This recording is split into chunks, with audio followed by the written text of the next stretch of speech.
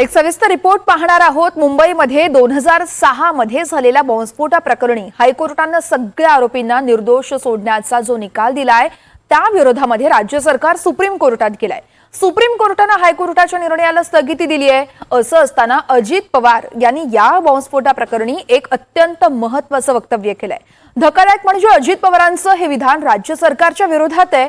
189 मुंबईकरांचे बळी घेणाऱ्या या बॉम्बस्फोटाबद्दल अजित पवार नेमकं काय म्हणाले आहेत, जाणून घेऊया त्या रिपोर्टमधून।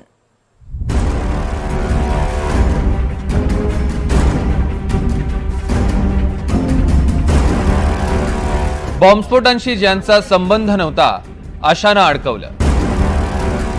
अजित पवारांची 2006 मधल्या बॉम्बस्फोटांप्रकरणी भूमिका। मग सरकार निर्दोष मुक्ततेविरोधात सुप्रीम कोर्टात का?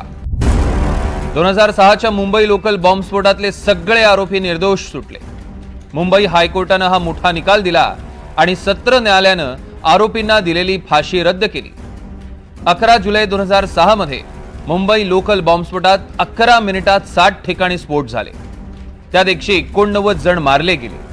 मात्र या प्रकरणातले सगळे आरोपी निर्दोष सुटले। हायकोर्टाच्या निर्णयाविरोधात राज्य सरकार सुप्रीम कोर्टात गेलंय।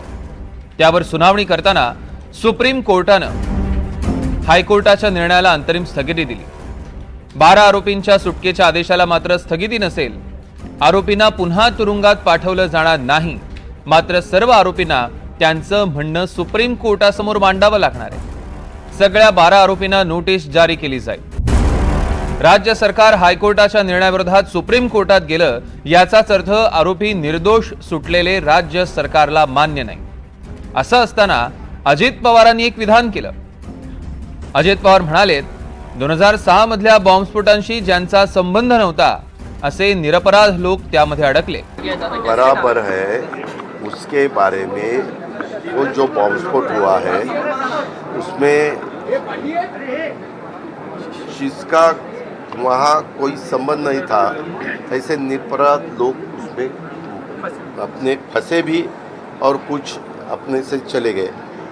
तो इसीलिए वो डिसीजन आया, वो डिसीजन हाईकोर्ट का वो अधिकार है, उसके बारे में हम कुछ भी कहना नहीं चाहते। लेकिन हमें उसमें अपील करने का हमने निर्णय लिया है, हमने यानी गवर्नमेंट ऑफ महाराष्ट्र ने, और हमारे चीफ मिनिस्टर साहब ने उसके बारे में क्लियर कहा है कि हम सुप्रीम कोर्ट में जाएंगे और वहाँ हम न्याय मांगने की कोशिश करेंगे। अजित पवारांच्या या विधानानंतर आश्चर्य व्यक्त केलं जात आहे।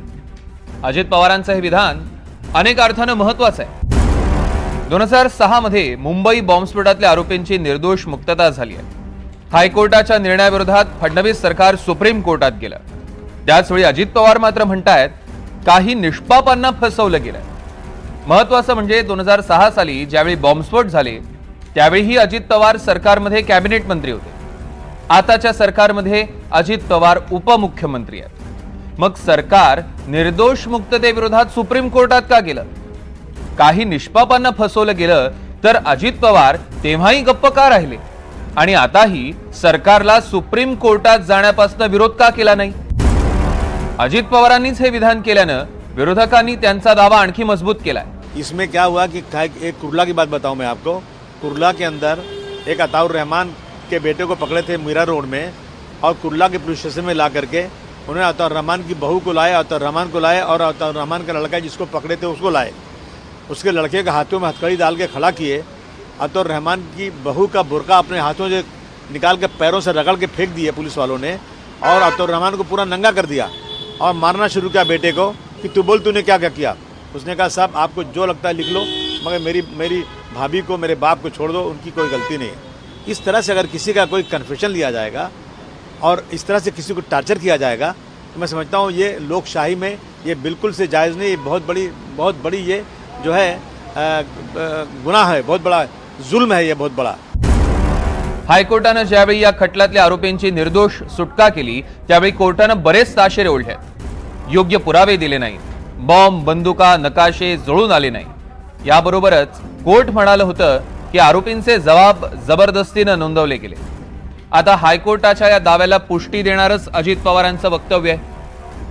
निरपराधांवर अन्याय होतोय हे अजित पवारांना माहित होतं, तर मग 2006 ते आत्ता 2025 एवढी 19 वर्ष अजित पवार का गप्प होते? या प्रश्नाचं उत्तर अजित पवारांना द्यावंच लागेल. Bureau report, NDTV Marathi, Mumbai.